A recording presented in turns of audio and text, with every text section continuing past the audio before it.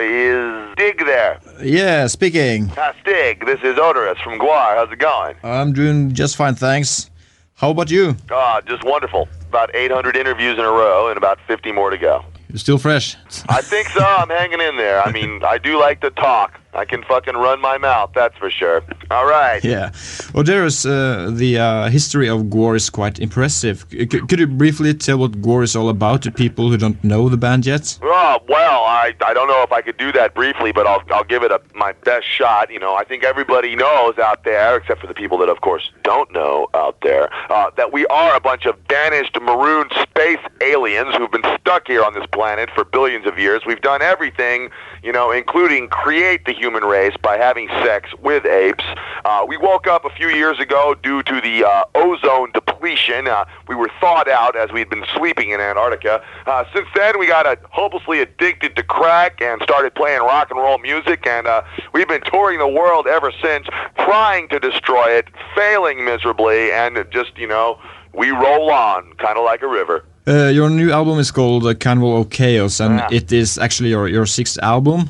In which way have you progressed compared to your first albums? Well, I think our music is bigger, badder, and better than it's ever been. It keeps expanding and going into all kinds of crazy directions. This year, we wanted to write an album that was just fucking silly.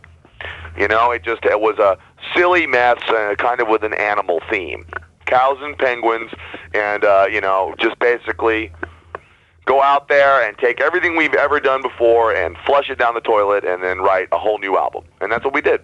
As you mentioned, all the 18 tracks are very different. Do you have very varied influences within the bands, or are you schizos, the whole gang? We're all very interested. All of the different interests are very many compared all together, and then of course everyone is a schizophrenic on top of that. So you basically have a infinite amount of opinions that we all fight about until somehow you get down to the point where you actually push that red button and record the damn thing.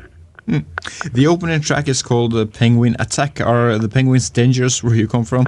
Yes, they're easily 40 or 50 meters tall, breathing fire and attacking GWAR in their fortress. And this year, when we come on tour, people will see the tragedy and the triumph of the penguin attack reenacted for them nightly. You did a quite remarkable show here in Norway some years ago. What are your shows like now compared to then? Is it more blood on stage, if that's possible? If it's possible, yes, we do it.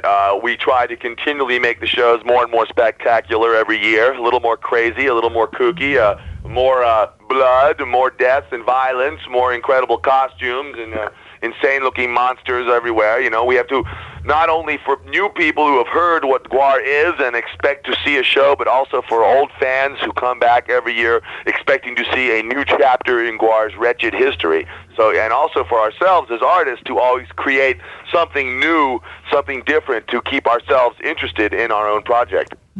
Do you think most people come to see the show or listen to your music, or is it equal? I would hope it would be equal.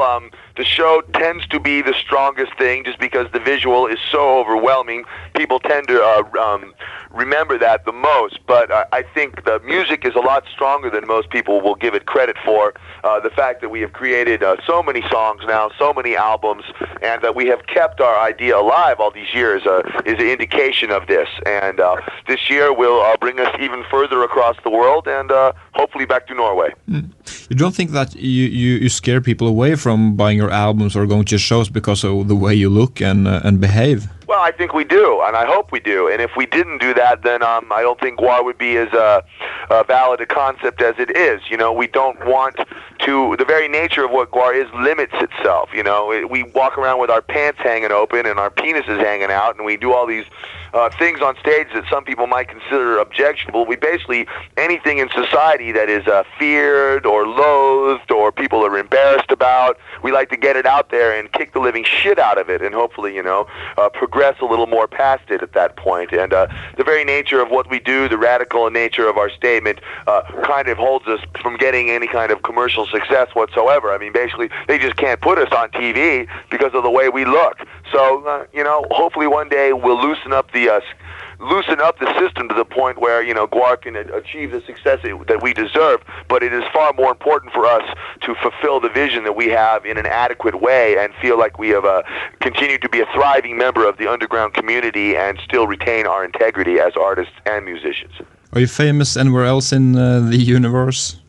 No, well, yeah, they remember us out there, before we got stuck on this planet. We were quite famous out there, yes. Now, it's been several billion years, so I don't know if when we come back they'll be remembering us or not, but, I'm beginning to wonder if I'm ever going to escape from this fucking planet anyway. What's your favorite track of the album at the moment?